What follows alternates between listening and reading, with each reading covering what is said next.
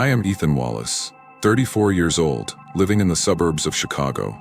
I work in IT, a job that isn't particularly exciting but secure. My life is a series of peaceful and monotonous days, going to work in the morning, returning to my small apartment in the evening, eating a quick dinner, and going to bed early. People I know often say I live like a shadow, never leaving a mark. Maybe they're right, but I enjoy the tranquility. I don't need surprises or chaos. Until one March afternoon. That day, I went to Mercy General Hospital to visit a friend who had just undergone surgery. I had never set foot in this place before. While waiting in the hallway, my eyes unintentionally landed on a board mounted on the wall. It was a surgery waiting list, with columns for names, birth dates, and surgery dates. I intended to glance at it casually, but then a name froze me in place. Ethan Wallace, my name, and there was my birth date. A chill ran down my spine. Why was my name there? I had never registered for any surgery, let alone appeared on such a list. A part of me tried to reassure myself that this was just a coincidence, but unease began to creep in. I hurried out of the hallway, yet the thought of that name lingered in my mind like a ghost refusing to leave. The next day, while working from home, I received a call from an unfamiliar number. The content of the call left me breathless. They reminded me of a surgery scheduled for the 25th of this month and requested that I come in for preoperative tests. I wanted to laugh at the absurdity of it, but then a question rooted itself in my mind. If they're mistaken, why do they know my name and exact details? I tried to brush it off, but the anxiety clung to me like a thorn in my thoughts. The following day, a letter from the hospital arrived in my mailbox. It was an itemized bill for tests I had never undergone and an advance fee for the surgery. Holding the paper, I felt its weight dragging me into an abyss.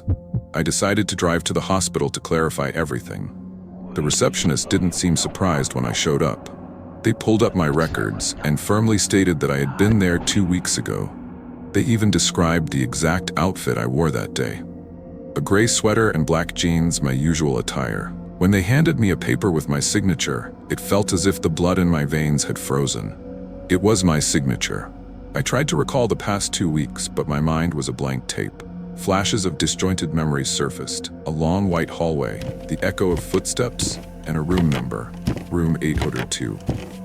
That night, I couldn't sleep. In my restless dreams, I saw myself lying on a hospital bed, a light from the ceiling shining down on my face, and vague silhouettes standing around me. Their voices were distorted, incomprehensible. The next morning, I decided to confront my fear. Upon arriving at the hospital, the hallway looked different. It was longer, the lights dim and flickering, and the air thick with the smell of antiseptic and metal. I took heavy steps toward room 802. The wooden door creaked open slowly, soundlessly. Inside was an odd room. A hospital bed sat in the center, surrounded by large mirrors reflecting my image from every angle. The air in the room was icy and oppressive, as if it resisted my presence. I stepped inside and the door slammed shut behind me. From the mirror, I saw myself, but it wasn't me. The person in the mirror was lying on the hospital bed, their face pale, their eyes sunken and dark like two bottomless pits. He smiled, a twisted, inhuman smile. The mirrors began to shake, reflecting fragments of disjointed memories. I saw myself lying on the very bed in the room, surrounded by figures in white coats, their faces blurred and distorted. They were speaking, but the sound was warped, as if filtered through thick glass. The images abruptly vanished. A voice echoed in the room. It's time to complete what was left unfinished. It was my voice, but distorted and unfamiliar. The figure in the mirror rose, slowly walking toward me, but from within the mirror, not in reality. The glass suddenly shattered, and everything plunged into darkness. I don't remember anything after that. When I woke up, I was no longer myself. Since that day, no one has seen Ethan Wallace. But my name remains on the hospital's surgery waiting list. It keeps moving lower and lower until the final line appeared, completed. When I looked at the list again, a new name appeared above. A familiar name. Perhaps you will find it familiar too when you read this.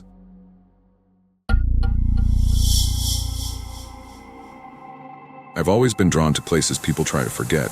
Abandoned buildings, rusting factories, and especially old asylums. There's something about the decay, the silence, and the stories these places hold that calls to me. So when my friend Nathan suggested we spend a night exploring Danvers State Hospital, I didn't hesitate. Danvers wasn't just any old asylum. It was the stuff of legends, whispered about in hushed tones by locals and paranormal enthusiasts alike. Built in 1878, it was a looming Gothic structure perched on a hill, a testament to its dark history. Electroshock therapy, lobotomies, overcrowding, it had seen it all. By the 1980s, it was shut down, left to rot with its secrets. "Just imagine the photos we'll get," Nathan said as we parked at the edge of the overgrown driveway. "This place is like a ghost story come to life." We climbed through a hole in the rusted chain-link fence and made our way to the main building. The air was thick, heavy with the smell of mildew and something else. Something metallic, like blood long since dried. My flashlight cut through the darkness, illuminating peeling wallpaper, shattered windows, and graffiti scrawled by others who had dared to trespass.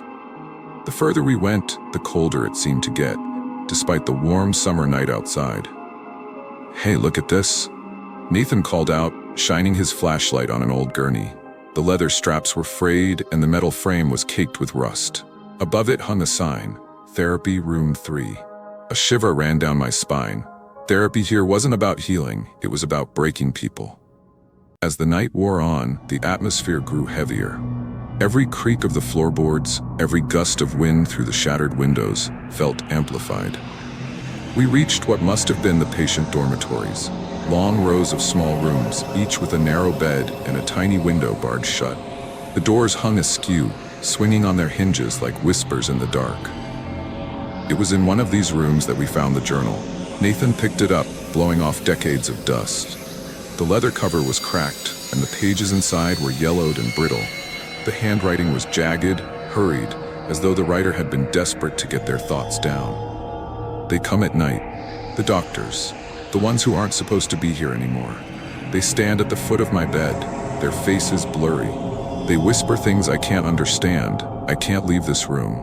I think I'm already dead." We stared at the words, unsure whether to laugh it off or take it seriously. Nathan was the first to break the silence. "This is insane, but kind of cool, right?" Before I could respond, there was a noise, a distant echoing clang, like metal striking metal. We froze. "Probably just the wind," Nathan said, though his voice wavered. But it wasn't the wind. The sound grew louder, closer.